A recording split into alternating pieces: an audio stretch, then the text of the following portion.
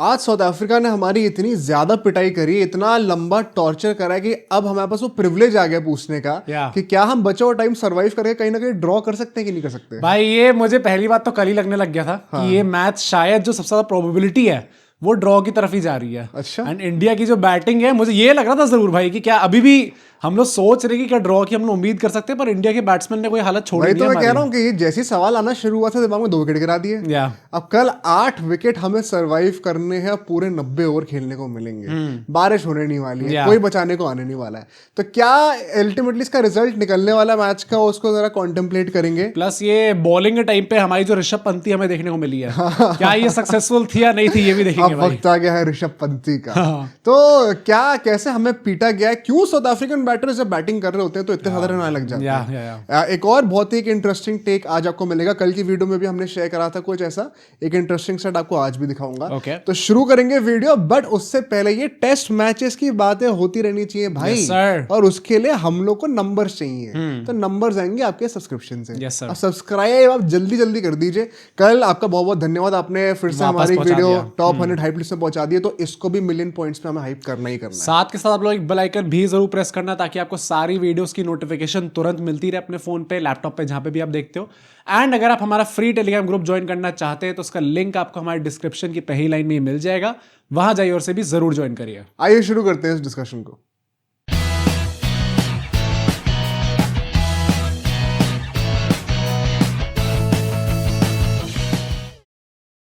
तो आज मुझे लगता है इस पूरे मैच की डिस्कशन ना हर दिन इसी चीज से स्टार्ट करनी चाहिए कि जो पहला 1 घंटा था उसमें इंडिया की बॉडी लैंग्वेज देखकर क्या लग रहा था।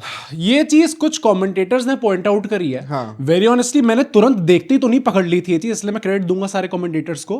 बट उन्होंने कहा कि फ्रॉम द वेरी बिगिनिंग जब दिन स्टार्ट भी हो तो भी उनको इंडियन प्लेयर्स के कंधे थोड़े झुके हुए लग रहे थे। अश्विन ने ये चीज ट्वीट भी करी है। हाँ, पर मतलब ये चीज मुझे वो होता है, कुछ होता है कि आपको देखते ही पता चल जाता है कि हाँ भाई आज तो दिन नहीं होने वाला, इनका आज लग ही नहीं रहा मूड में ये लोग खेलने के।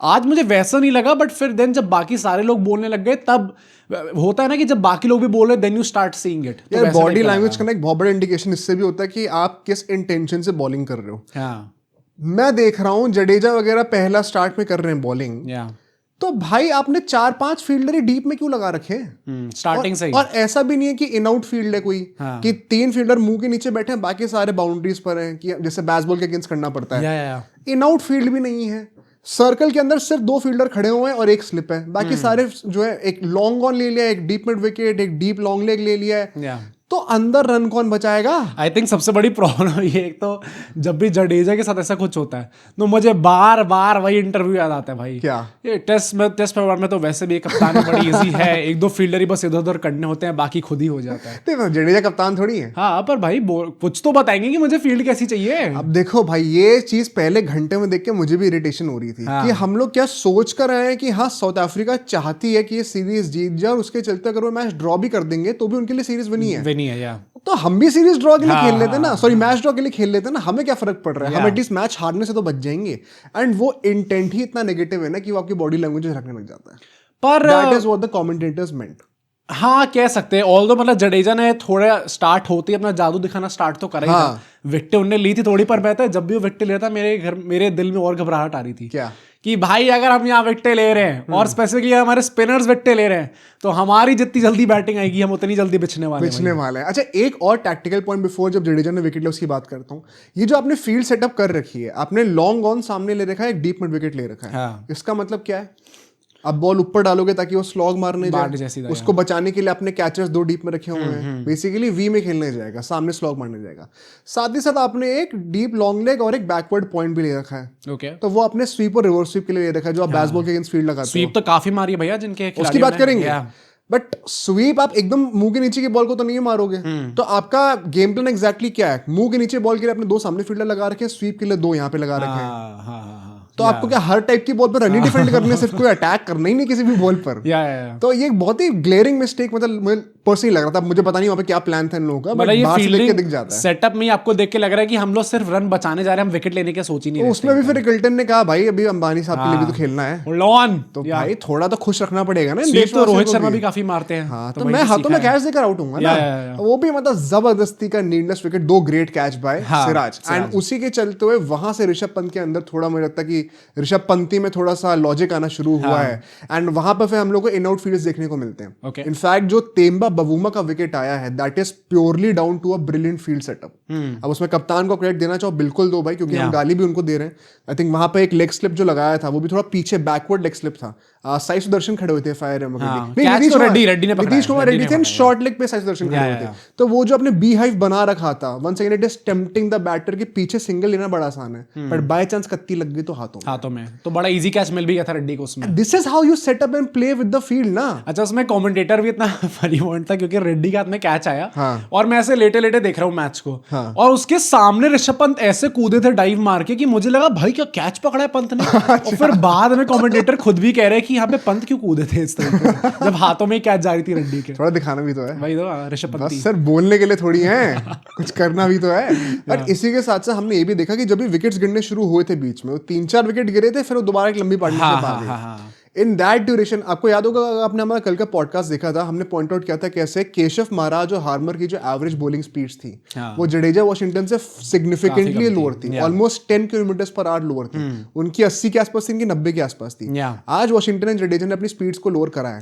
आज कुंबले साहब ने भी बात करी है, तो वो सीख के आएंगे ना कि अच्छा चल, इसका गेम प्लान ये अच्छा चल रहा है वैसे, तो इसको ही कॉपी करते हैं। तो फिर इतना रन क्यों है यार? मुझे जब हम लोगों ने, अब लोग का भी वैलिड क्वेश्चन होगा ये कि भाई तुम लोग तो कह रहे थे कि कल स्लो बॉल डालो ताकि फिर बॉल में रेवोल्यूशन ज्यादा है, तो बॉल डिप करेगी, बाउंस ज्यादा करेगी, टर्न ज्यादा करेगी। तो अगर ये सब हो रहा है तो फिर हमें तो मुश्किल हो रही थी, तो ये क्यों खेल पा रहे हैं आराम से? मुझे लगता है कि स्टार्टिंग में अप्रोच जो थी साउथ अफ्रीका की, वो स्टिल थोड़ी ऐसी थी कि हम रन मारने जाएंगे, हम थोड़ा जल्दी रन मारते हैं, 150-200 रन मारते हैं, फिर डिक्लेयर कर देंगे। पर फिर जब वो बाउमा का भी विकेट गिर जाता है, उसके बाद स्टब्स और जॉर्जी जो पार्टनरशिप बनाते हैं, वहां पे मुझे ऐसा देखे लगा कि स्टब स्पेसिफिकली, क्योंकि ट्विटर पे भी सब लोग कॉल आउट कर रहे थे टाइम पे कि आप कुछ ज्यादा ही धीरे खेल रहे हो, तो आपका क्या पॉइंट, आप खेल ही इसलिए रहे हो कि हमें ड्रॉ कराना है मैच को, या फिर कुछ इंटेंट दिखाने वाले हो इसमें? अच्छा। तो I think they soon realise कि हम लोग अगर मारने ही जाएंगे तो क्या पता हम और जल्दी आउट हो जाए, अच्छा लंबा खेलते हैं थोड़ा। जो एक्चुअल टेक्निकल रीजन है, ये तो तुम थोड़ा मेंटल एस्पेक्ट पे बातें कर रहे हो, एंड बाय द वे वो मेंटल एस्पेक्ट भी बाद में काफी, मतलब the net went beyond 4 runs पर ओवर, बाद में तो हो गया था, तो काफी अच्छा न्यूट्रलाइज उन्होंने कर दिया।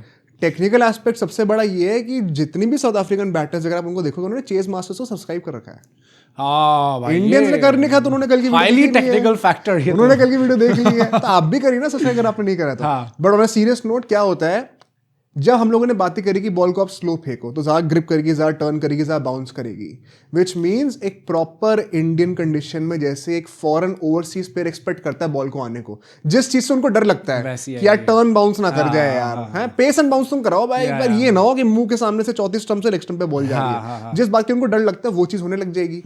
अब आपने कभी भी, आपको ज्यादा दिमाग नहीं लगाना, कभी भी आपने किसी फॉरेन लेजेंड का इंटरव्यू सुना हो कि आपको इंडिया में आके रन कैसे मारने, हर कोई बंदा आंख नीचे कहता है आपको स्वीप करना आना चाहिए, कहता कि नहीं कहता, ये मैक्सिमम लोगों ने कह रखा है।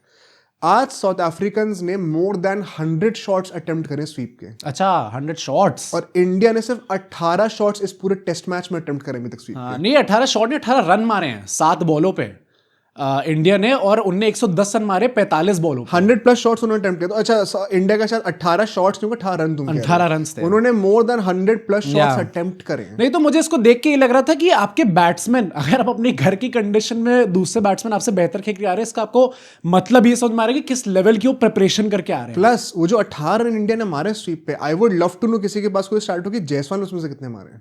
अच्छा, I would be very surprise अगर आधे से ज्यादा रन जायसवाल ने ना मारे हो उसमें से। तो it just goes on to show कि जब आप बॉल को स्लोअर कर रहे हो, जब आपके, बाय द वे आज के दिन पे 4.1 डिग्रीज का, if I remember correctly, turn था, which is the highest for this test match. चारों दिनों में से सबसे ज्यादा टर्न आज ही था। उस दिन पर भी साउथ अफ्रीका ने डोमिनेट कैसे कर दिया बैट के साथ, because they knew how to play the sweep shot. And once again इस पूरी चीज का क्रक्स क्या निकल के आ रहा है कि इंडियन बैटर्स को स्पिन खेलना नहीं आता, बिल्कुल ही नहीं आता। हाँ, नहीं, पर मतलब तब भी बड़ा अजीब लगता है, क्योंकि ये चीज भी, मतलब आई एम होपिंग कि कल जब हम लोग बैटिंग करने आएंगे तो शायद हमें और बैटर से देखने को मिलेगा कि वो लोग भी स्वीप ट्राई करें। ऋषभ पंती हमें थोड़ी देखने को मिलेगी, क्योंकि अभी हमने बॉलिंग में कहा कि अच्छा वो लोग थोड़ी स्लो करा रहे थे तो हमने भी स्लो कराने लग गए, and it kind of worked also in the sense कि हमें विकेट्स मिली थोड़ी आज। अगर बैटिंग में भी हम लोग वो अप्रोच नहीं लेके आते कि हमें भी स्वीप खेलनी आनी चाहिए भाई, अगर वो लोग स्वीप खेल खेल कितने रन बना रहे तो आप लोग भी एटलीस्ट इंप्लीमेंट करने का ट्राई तो कर सकते हो। जब भी बॉल बहुत ज्यादा टर्न हो रही हो ना, 4-4 5-5 डिग्री टर्न हो रही हो और बाउंस कर रही हो, तो कभी भी आप सीधे बल्ले से सर्वाइव नहीं कर सकते। फिर आपको with the turn with the angle Sapate shots मारने ही पड़ेंगे। उसी तरीके से आप डोमिनेट करोगे। तो साउथ अफ्रीकन ने हमें हमारे घर में कैसे खेलना है एक तरीके से वो चीज सिखा दी। अच्छा, इसका बाय प्रोडक्ट पता क्या होता है? ये भी चीज मुझे पता ही थी, अनिल कुंबले जी ने बोली है कि एज अ बॉलर जब आप देखते हो कि बंदा बहुत ज्यादा स्वीप मार रहा है ना, तो फिर आपको बॉल तेज डालनी पड़ेगी। ओके, ताकि बॉल थोड़ी स्किड ऑन करे एंड परहैप्स बैट को बीट कर दे एंड पैड पे लग जाए, जो कि काइंड ऑफ जॉर्जी के साथ हुआ है। तो ऐसे में तो आपने जो पूरी स्ट्रैटेजी है कि धीरे बॉल डालो, बाउंस होने दो, वही नलिफाई कर दी ना अगर आप स्वीप अच्छे से मार रहे हो तो इंडियन बॉलर्स मतलब इधर कुआं उधर, क्या कहते हैं उसको, इधर कुआं उधर खाई, तो जाए कहां पे? तो this is how with your batting approach you completely dismantle a team. यार मुझे वेरी ऑनेस्टली मतलब ऐसा होता नहीं कि कभी इंडिया के खिलाफ कोई टीम अच्छा खेल रही होती है and then you start liking it also.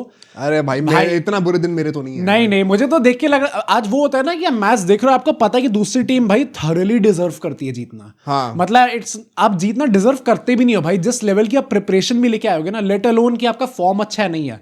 मैं कह रहा हूँ कि आपकी प्रिपरेशन भी जैसी है ना, उसके हिसाब से भी आप डिजर्व नहीं करते थे जीतना। And that is why I felt कि साउथ अफ्रीकन दिल ले गए भाई आज। एक जो मुझे सबसे अच्छा साइड लगा था वो था जो जडेजा ने माकरम को बोल्ड मारा था। वो मुझे याद आ गया, अश्विन जडेजा के जो भी 5-6 महीने पहले का जो era हुआ करता था, वो अनप्लेएबल बॉल थी ऑलमोस्ट। बट उसके बाद एक और चीज में पॉइंट आउट करना चाहता हूँ। एक और सिचुएशन थी जब लंच ब्रेक होने वाला था, 1:20 के आसपास की बात है, 2 ओवर का टाइम था लंच से पहले, ठीक है, एंड टाइम बहुत स्ट्रिक्ट होता है। तो जायसवाल बॉलिंग कर रहे थे। पूछ रहा था क्या इसका सेंस क्या था भाई? नहीं, जायसवाल बॉलिंग करने से मुझे प्रॉब्लम नहीं है। प्रॉब्लम क्या है, जायसवाल बॉल डाल रहे, ऋषभ पंत पीछे से कह रहे हैं कि भाई जल्दी जल्दी बॉल डाल, एटलीस्ट एक ओवर डलवाना ही डलवाना है। ओके, ताकि वो पहली अंपायर ना बोल दे कि टाइम हो गया, हमें एक ओवर चाहिए।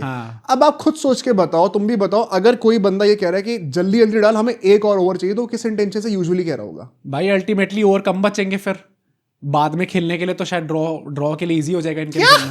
हाँ, इसके पीछे का इंटेंशन ये है कि आपको एक और ओवर चाहिए जहां पे मैं होपफुली विकेट निकाल के दूंगा। अच्छा, ओके, ये कहां से आ गया कि ड्रॉ करना है वो करना है? अल्टीमेटली दिन की ओवर कम हो जाएंगे ना आपके, जब लंच के बाद वो बैटिंग उनके और ओवर खेल जाएंगे तो कम ही तो ओवर खेलने पड़ेंगे आपको। ओवर तो फिर भी उतनी ही रहेंगे ना टोटल। हाँ, तो दिन के ना, तो उसमें से अगर मेजोरिटी साउथ अफ्रीकन ही खेल जाएंगे तो फिर आपको कम ओवर बैटिंग करनी पड़ेगी। नहीं, ऐसा नहीं है, अगर टाइम बचा होगा तो आपके ओवर्स बढ़ा देंगे, पिछले 2-3-4 दिन के तो ओवर्स पेंडिंग है। हाँ, ये कह सकते हैं। ये तो बहुत ही घटिया लॉजिक था। तो इसलिए बताओ भाई। तो इसके बेसिकली क्या, अगर आप कॉमन सेंस लगाओ, तुम बहुत डीप सोच रहे हो, अगर हम लोग को ये कोई कैप्टन बोलता हुआ दिख रहा है कि मुझे एक और ओवर चाहिए, जल्दी जल्दी बॉलिंग कर ले, तो आदमी यही सोच रहा होगा ना कि भाई जल्दी से दूसरा बंदा है जो विकेट लेकर दे, ये लास्ट चांस है। अगर लंच से जस्ट पहले एक विकेट मिल गया, एक ब्रेक थ्रू मिल गया, तो हमारे पास शायद एक अपर हैंड आ जाएगा। तो ठीक है, मान लिया आपने ये सोचा होगा, तो फिर अगला ओवर जब वॉशिंगटन सुंदर बॉलिंग करने के लिए आ रहे हैं, तो 6 फील्डर डीप में क्यों है? कोई मुंह के नीचे विकेट लेने के लिए तैयार क्यों नहीं है? नहीं तो फिर ये कैसे, मतलब अगर आपको ये जल्दी वाला भी लॉजिक है कि आपको जल्दी और करवाने थे, तो आप जडेजा से करवा लेते हैं, उससे क्यों नहीं करवाया? मतलब जायसवाल लाने का पॉइंट क्या है? आउट ऑफ ऑल पीपल नहीं, अब हम लोग जायसवाल से बॉलिंग करवाएंगे भाई। कुछ काम नहीं कर रहा तो चलो इनको काम करा के देख लेते हैं। भाई मुझे तो थोड़ी वैसी फीलिंग आ रही थी क्या कि अब धोनी करे तो ठीक है, नहीं पंत करे तो बेकार है। मुझे तो उल्टा वैसी फीलिंग आ रही थी कि साउथ अफ्रीकन को महसूस करवाओ कि भाई हम लोग वैसे घुटने टेक चुके, हम लोग वैसे भी खेल लिए, जैसे वो था ना हैरी ब्रुक्स से बॉल डलवा रहे थे कि हम लटका के डालेंगे कि 100 अगेंस्ट जायसवाल। उनको खुद ऐसा लगने लग जाए कि भाई ये लोग वैसे भी सीरीज नहीं खेल रहे, करने दो बैटिंग। नहीं, ये तो नहीं, मुझे लगता है वही था कि जब सब फेल कर गया तो जायसवाल सी, कोई बड़ी बात नहीं कि ऋषभ पंत भी एक बॉल डालने आ जाता है। जायसवाल इज द न्यू जो रूट भाई, वो भी कर सकते हैं। जो रूट के बहुत विकेट है भाई, हैरी ब्रुक कह लो उनको। बट ऑल एंड ऑल यार, उसके बाद अल्टीमेटली स्टब्स को बताया जाता है कि आपको 100 अगर मारनी है तो जल्दी मार लो। क्या साउथ अफ्रीका ने कहीं ना कहीं लेट कर दिया डिक्लेयर करने में? मैं यही सोच रहा था, and I think that would have been a major talking point of this podcast. But उसके बाद जैसे हमने बैटिंग करके दिखाई है, उसके बाद मैं पूरे टाइम ही सोच रहा था कि बाबूमा जी, आई थिंक आप कुछ ज्यादा ही विश्वास करते हो हम पे, कि हम लोग 600 रन के आसपास बनाएंगे ताकि कोई चांस ही ना बचे कि हम लोग हार सके टेस्ट मैच को। मैंने कहा सर, आपने जैसे ही 400 रन टापे, हमसे 400 रन वैसे भी नहीं बनने वाले, तो हमें इतनी इज्जत दिखाओ ही मत आप लोग कि आप लोग, हम तो और ट्राई करेंगे, हम और ज्यादा प्रेशर बनाएंगे ताकि ये लोग एक जो रिजल्ट है वो एलिमिनेट हो जाए। मुझे लगा था कि सर वैसे भी हम लोग जीत नहीं सकते इस टेस्ट मैच को, बेस्ट हम लोग ड्रॉ कर सकते हैं, एंड वो ड्रॉ करते हुए भी हमारे बैट्समैन ने दिखा दिया कि सर ड्रॉ भी नहीं कर सकते। एक स्टैट दिखा रहे थे ये लोग कि 4th इनिंग में जो हमारे मेन बैटर्स हैं उनकी ऑन एन एवरेज कितनी बॉलें वो खेलते हैं। हाँ। सिर्फ ऋषभ पंत थे जो कि 40-50 बॉलें पे एवरेज कर रहे थे।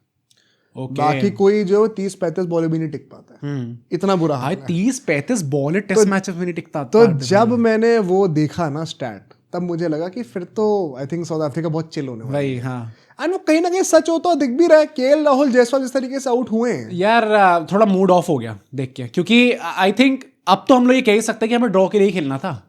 मतलब 549 रन तो हम चेज नहीं करने वाले। 3.5 सेशंस में अगर आप ऑलमोस्ट 600 रन चेस कर दो तो बात ही क्या है। ये तो नहीं होने वाला था ऑब्वियसली, तो हमें ड्रॉ के लिए खेलना था। एंड केएल राहुल की अप्रोच में स्टिल हमें लग रहा था कि हम ड्रॉ के लिए खेल रहे हैं। यार केएल राहुल इतना डबल माइंडेड क्यों रहते हैं? कई बार लीव करते हुए आउट हो जाते हैं। आज भी पहले डिफेंड करने फिर एकदम से अक्रॉस द लाइन जाके विद द टर्न मारने का इतना गैप बन गया आपके बैटर के बीच में से। वो कमेंटेटर्स भी वहाँ पे मुरली कार्तिक वगैरह कह रहे हैं कि इट्स अ प्रॉपर, मतलब ब्रेन फेड वर्ड बोला नहीं, बट कि आप चाह क्या रहे हो, इतना डबल माइंडेड क्यों हो रहे हो, इंटेंट क्या है, इतना कंफ्यूजिंग क्यों है ये चीज? पर इंटेंट की कमी जायसवाल में नहीं थी, एंड मेरी प्रॉब्लम वहीं पे है। क्या भाई आपको क्यों जरूरत है वो शॉट खेलने की जिसमें आप अभी आपका नहीं बन पा रहा है? भाई जायसवाल तो कट मारना पाप हो गया है। भूल गए हैं भाई वो लेजेंड, मतलब बार बार ही ऐसा लगता है उस जगह पे। And the worst thing is कि वो कई बार कट ऐसी बॉल पे मारने को जाता है जहां पे तो रूम ही नहीं है। हाँ, तभी क्रैम्प अप हो जाता है। चौथी स्टंप की बॉल को कब तक कट मारोगे? अच्छा, दिनेश कार्तिक इस पे एक हाइपोथेसिस था जो कि वो शेयर कर रहे थे कि इन माय ओपिनियन उनको ऐसा लगता है कि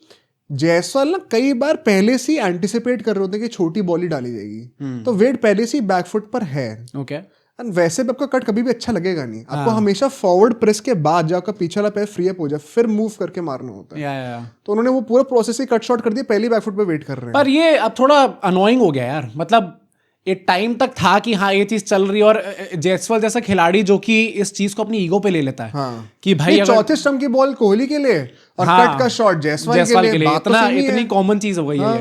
तो मतलब इन अ सिचुएशन लाइक दिस, क्योंकि जायसवाल के लिए हमेशा मैं कहता हूं कि मेरे लिए अगर इस टाइम पे कोई एक 3 फॉर्मेट का खिलाड़ी है जो कि जेन्युइनली डिजर्व करता है तीनों फॉर्मेट खेलना, इट इज जायसवाल।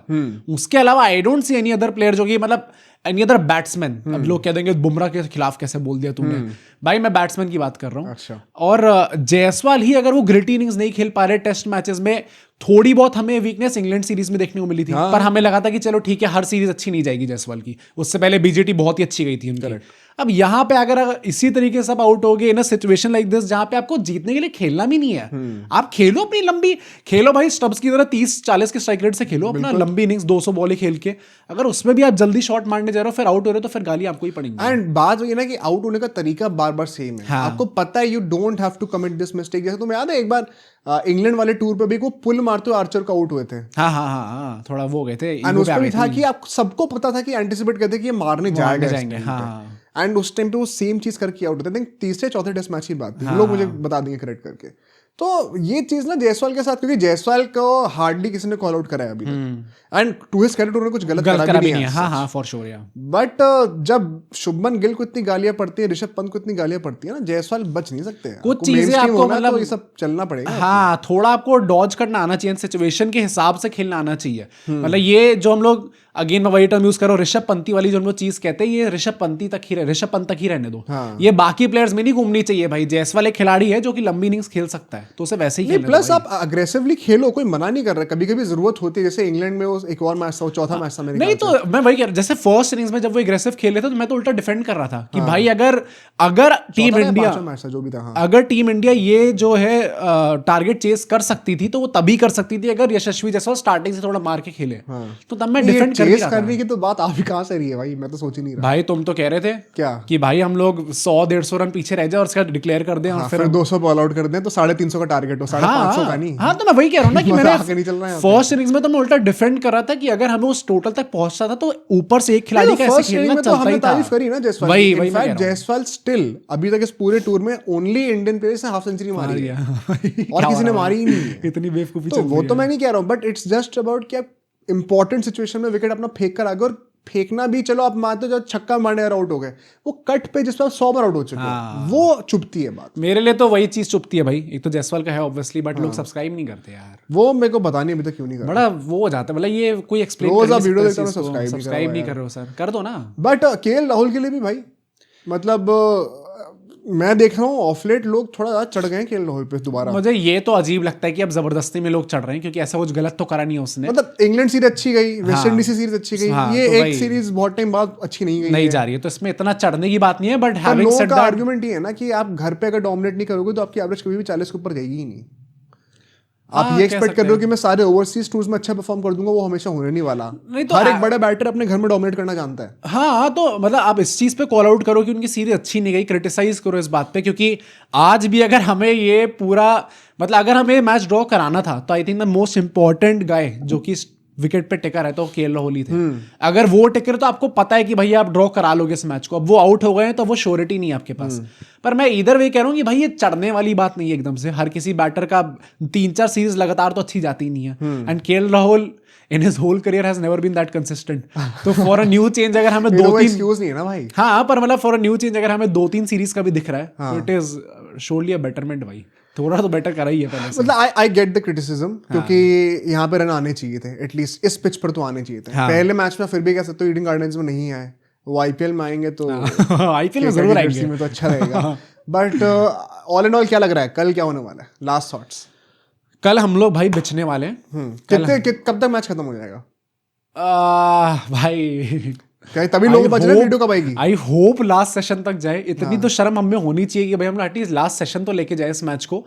पर जिस तरीके से बॉल थोड़ी घूमने लग गई थी और हमारी टांगे खुलने लग गई थी, मुझे देख के लग रहा है कि शायद सेकंड सेशन तक खत्म हो जाएगा ये। मतलब 1 बजे के आसपास तक पहली खत्म हो जाएगा, लंच के आसपास तक, या फिर लंच से चलो 1-2 और ज्यादा हो गए, थोड़ा आधा घंटा ज्यादा हो गया। 2 सेशन में हमारे 8 विकेट गिर जाएंगे यार। अभी आप देख लो ये कैसे विकेट गिरे भाई हमारे, और बॉल टर्न होनी शुरू हो रही है। वही ना, मतलब ये वो चीज है। मतलब अब तो आपको सिर्फ ड्रॉ के लिए ही खेलना है। It is not even about scoring runs की। चलो आप पे थोड़ा प्रेशर आ गया कि यार हमें इसके अंदर बैटिंग में चेस करके दिखाना होगा। चेस तो आपको करना ही नहीं है। Correct. आपको सिर्फ टिक के खेलना है। जो गौतम भी ने कहा था कि हम वो टीम बनना चाहते हैं जो कि 400 ही बनाएगी और 2 दिन टिक के बैटिंग भी कर सकती है। तो उनके अंडर हमें दोनों चीजें नहीं देखने को मिली इस टाइम पे। तो ना 400 इस टाइम पे लग रहा है, ना फिर 2 दिन तक टिक के बैटिंग कर पा रहे हैं। तो I think for a change हम लोग ट्राई जरूर करेंगे, बट आई थिंक हम स्किल्ड ही नहीं इतने भाई। एंड ये बहुत बड़ी खुला वो हुआ है इस टाइम पे, मतलब इंडियन टेस्ट क्रिकेट का बहुत ज्यादा शेमफुल डिस्प्ले हुआ है इस टाइम पे। वैसे कल ऑफ कोर्स इसके बारे में और ज्यादा डिटेल में बातें करेंगे, but is Gambhir going to be sacked from test coaching? I hope he does. मतलब ये मेरी स्टेटमेंट चेंज हो गई है पहले से। मैं पहले कहता था कि ही शुड बी और हो। यार 2 व्हाइट वॉश तो अनएक्सेप्टेबल हो जाता है। मतलब ये तो हमने भी कोई फोरकास्ट नहीं करा। ऑडियंस से मुझे बताना कि लास्ट टाइम कौन सा ऐसा कोच था इंडियन क्रिकेट टीम का जो 2 व्हाइट वॉश जिसने झेले थे घर पे। आई डोंट रिमेम्बर कि पिछले 10-12 साल में कौन ही था। 10-12 साल में तो नहीं है, 15 साल में भी 12 साल से तो हमारी होम डोमिनेंस नहीं। तो इवन आई थिंक 2010 से पहले ही होगा ये सीन जो भी है। उसके बाद तो 15-16 साल से तो नहीं हुआ भाई ये। 2 व्हाइट वॉश भाई घर पे हारना नहीं व्हाइट वॉश। बाहर तो हमने झेले हैं जब हम लोग 2011 वर्ल्ड कप के बाद गए थे, 4-4 पिल के आ रहे थे हम लोग। बट घर पे आई डोंट थिंक हमने झेले 2 व्हाइट वॉश एक साल। एंड चितेश्वर पुजारा ने बड़ी अच्छी बात कही थी अभी कुछ टाइम पहले, जब आकाश चोपड़ा जी कह रहे थे कि ट्रांजिशन में टीम है, थोड़ा आपको देखना पड़ता है, आप एक्सपेक्ट करते हो एज रिजल्ट्स। चितेश्वर पुजारा ने कहा था कि भाई आप रिजल्ट एक्सपेक्ट कर सकते हो ये जब बाहर खेलने जा रहे हो। घर पे आप एक्सपेक्ट नहीं करोगे कि हम लोग व्हाइट वॉश हो जाएंगे या फिर हम जीत नहीं सकते सीरीज। इंडियन टेस्ट क्रिकेट की हिस्ट्री में जब भी ट्रांजिशन में गए, अगर उस टाइम पे हमारी इतनी बुरी हालत नहीं हुई, तो आज के टाइम पे जहां पे बीसीसीआई इतनी ज्यादा स्ट्रांग है, जहां पे आपका टैलेंट पूरा इतना अच्छा है, जहां पे आईपीएल आ चुका है, जहां पे आपके कोच भी भाई बड़े तगड़े बैठे हुए हैं, तब आपके पास क्या एक्सक्यूज है ये चीज करने का? तो आई थिंक उनकी अपनी पर्सनल भी वो बात होगी कि भाई इतने ड्रामे तो मेरे साथ तो गलत हुआ था। अब उनका ही ट्वीट तो राहुल द्रविड़ के मैनेजमेंट में हुआ था ना, तो क्या फर्क पड़ता है भाई? तो यहाँ पे भी सकते थे। रिटायरमेंट तो ने लिया है अभी तक या नहीं लिया? अब तो हो गया, ले लिया तो उन्होंने ऑफिशियल। हाँ, तो फिर अजिंक्य रहाणे ने नहीं लिया ना शायद रहाणे ने नहीं लिया और इंडिया ने रहाणे का भी तो हो ही गया था मेरे ख्याल, या मैं कंफ्यूज हो रहा हूँ भाई। ये इतना पहले हो गए ना ये लोग। इंग्लैंड वाले टूर के आसपास जो है ना, ये मेरे दिमाग सब निकल चुका है, दिमाग मैचेस भी सही से रिकॉल नहीं कर रहा हूँ। ये रिटायरमेंट किसने कब लिया वो भी रिकॉल नहीं हो पा रहा। धीरे धीरे अजिंक्य रहाणे तो अब आके बोलने लग गए, वो अच्छी मेमोरी सारी फेड अवे कर चुकी है भाई व्हाइट वॉश देखकर। हाँ गंदा ही रह गया। अजिंक्य रहाणे खुल के आके बोलने लग गए हैं थोड़ी उल्टी चीजें। चेतेश्वर पुजारा भी आई थिंक उसी बात पे है। Can be side from his KKR now. और कुछ इसके अलावा नहीं हो सकता। वहां भी गंभीर आने वाले हैं कुछ टाइम बाद। देखो भाई क्या होता है। मुझे लगता है कि मतलब अल्टीमेटली हार ही जाएंगे हम टेस्ट मैच। तुम्हें लग रहा है ड्रॉ कर सकते हैं? नहीं मुझे नहीं लगा। कल हम हार रहे हैं, व्हाइट वॉश हो रहा है एक और। एंड कई लोग का ये भी सवाल था कि अगर आप सैक कर दोगे तो लाओगे किसको? क्या do we really have a good option? I know कि जो आंसर है इस टाइम पे सिर्फ वीवीएस लक्ष्मण है, एंड वीवीएस लक्ष्मण शायद खुद ही नहीं आना चाहते। वही ना, एक बार फॉरेन कोचेस में आप इन्वेस्ट करोगे नहीं, पर I think for right reasons. And बाकी फिर वो आईपीएल से कोई कोच आना, तो फिर how is he any different than Gautam Gambhir? I think point ये है कि कई बार रिजल्ट्स ऐसा आ जाते हैं कि उसके बाद you have to take a action, stance लेना पड़ता मतलब भाई पर लॉजिकली लेना पड़ेगा ना। अब ये नहीं कि बस हमें एक स्टेटमेंट देना है इसलिए हमने गंभीर को साथ सी लोग तो होंगे ही ऑब्वियसली जो जॉब में होंगे, शायद लोग की प्रोफाइल्स होंगी, गौतम गंभीर जैसी प्रोफाइल्स, राहुल द्रविड़ जैसी प्रोफाइल्स नहीं होंगी। शायद certain level of competence and confidence ना आपको लाना पड़ता है टेबल पर। नहीं, कॉम्पिटेंस टेस्ट क्रिकेट में तो गौतम गंभीर क्या ही लेके आए हैं, कॉन्फिडेंस लेके आ रहे हैं। हाँ, वो सिर्फ कॉन्फिडेंस लेके आए हैं। जब जय शाह ने खुद इंटरव्यू में आके बोल दिया कि अगर गंभीर जैसा इंसान मेरे से खुद कह रहा है कि मुझे तीनों फॉर्मेट की कोचिंग करनी है, तो मैं कौन होता हूं मना करने? कॉन्फिडेंस तो नहीं, तुम सोचो किस कॉन्फिडेंस से बात कर, कमी है ही नहीं भाई बिल्कुल भी। बट मतलब अगर बीसीसीआई को देखना चाहिए ना कि अच्छा हम इस बंदे के प्रोजेक्ट में अगर इन्वेस्ट कर रहे हैं अगले 2-3 साल में, तो क्या क्या हो सकता है। तो कॉन्फिडेंटली अगर आप अपनी वैल्यूज पोर्ट्रे नहीं कर रहे हो, तो वैसे आपकी पर्सोना आपको रखनी पड़ेगी। या तो आपकी वर्क ऑफ क्या कहते हैं उसको, बॉडी ऑफ वर्क वैसा हो, जैसे राहुल द्रविड़ का था कि अंडर 19 वैसी है। तो गंभीर के पास वो नहीं था, वो मेंटोर बन के आ रहे हैं। नहीं तो मुझे लगता है कि या तो वैसे भाई क्या पता हरभजन सिंह, वीरेंद्र सहवाग, क्योंकि उनके भी बड़े एस्पिरेशंस थे टाइम पे। अब वही ना, अब आप किस बेसिस पे इनको, मतलब they are not much more experience than Gautam Gambhir as a coach in domestic. मतलब गंभीर का तो मुझे अभी देख के लग रहा है कि हमारी test team is not going anywhere भाई। हाँ, मतलब जो बहुत डिफेंसिव टैक्टिक्स हो गए, डिफेंसिव टैक्टिक्स। और मतलब इन जनरल मैं तो सब नॉट ओनली गौतम गंभीर, क्योंकि राइटफुली पिछले पॉडकास्ट में काफी लोगों ने कमेंट करके बोला था आप सिर्फ गंभीर पे क्यों सवाल उठा रहे हो, अगर पे कौन उठाएगा? भाई सिलेक्शन बेहतर करो। अब ये जो लोग कहने लग गए थे ना कि ये कौन सा सिलेक्टर है जो कि डोमेस्टिक मैचेस नहीं देखते और हर जगह जब भी बाहर टूर हो रहा होता है, तो पता है ऑनेस्टली ऐसे सोचा ही नहीं था। वही ना, और ये सही पॉइंट है एक्चुअली। मैं उस टाइम पे थोड़ा डिफेंसिव था कि अरे ठीक है आ रहे हैं तो कोई बात नहीं, सिलेक्टर है यहाँ के। पर नहीं, मैं उल्टा सोच रहा था कि बंदा टीम के साथ इन्वॉल्व है, हर एक जगह पे जाके नोट कर रहा है हर बंदे की परफॉर्मेंस। बट ये पर्सपेक्टिव जब मुझे लगा, मैंने से सोचा ही नहीं। हाँ, कि भाई आपका जो काम है एक्चुअली में उस पर तो आपका ध्यान है ही नहीं। आप तो जो टीम सिलेक्ट हो चुकी है उसके साथ रह के क्या करोगे? उसके लिए तो वहां पे स्टाफ है, मैनेजमेंट है, कप्तान बैठे, वो संभाल लेंगे टीम पे, देखी जाएगा। हाँ, बाकी उतना ही आपको देखना है जितना हमें देखना है। बाकी आपको तो अंदर की बातें ही पता चल जाती है सर, जो कि मैनेजमेंट को ही नहीं पता होती कि सरफराज ने ये कर दिया था, पता है देखो, पता नहीं तेरा पीछे क्या हो रहा था। तो आई होप कि अजीत अगरकर भी थोड़ा सीरियसली ले भाई इस चीज को, क्योंकि हमने ऑलरेडी जो set of players, Sai Sudarshan की फर्स्ट क्लास एवरेज 39 की है, वो हमने सिलेक्शन से पहले भी कहा था। हाँ, तो अगर यही करना है तो फिर गायकवाड़ में क्या प्रॉब्लम है? उनकी 45 की है, 42-45 की उनकी। अभिमन्यु ईश्वरन इतने टाइम से बैठे हुए हैं। तो जो प्लेयर आपने ऑलरेडी टेस्ट कर लिए हैं, अब भाई प्लीज काफी आपने टेस्ट कर लिया, काफी मौके उनको मिल गए हैं, अब उनका भी डियर क्रिकेट करवाओ और बाकी लोगों को भी लेके आओ, उनका भी तो चांस मिले भाई। वो लोग फालतू बैठे हुए हैं कि नहीं गौतम गंभीर को हमारी शक्ल पसंद नहीं है तो हम आएंगे ही नहीं टीम के अंदर। भाई आप लोग सोच के बताना, कल इस चीज पे काफी डिस्कशन हो सकता है, क्योंकि तो आप अपने पॉइंट्स तैयार रखिए, कमेंट से शेयर करिए। अगर आपके पास कोई एक इंटरेस्टिंग टेक हो जो आप चाहते हैं हम कल की वीडियो में कंसिडर करें, बिकॉज कल व्हाइट वॉश एमिनेंट है भाई, होना ही तो अपने थॉट जरूर शेयर करिएगा। कल जब भी मैच खत्म होगा हम ट्राई करेंगे उसके 1-2 घंटे के अंदर हमारी वीडियो आ जाएगी। अगर मतलब दोपहर में 12 बजे खत्म हुआ तो 2-3 बजे तक हम ट्राई करेंगे आगे, वरना शाम को तो वीडियो आ ही जाएगी। तो आप ट्यून इन कर लीजिएगा, सब्सक्राइब कर दीजिए ताकि आपको पता चल जाए वीडियो कब आ रही है। सी यू टुमारो।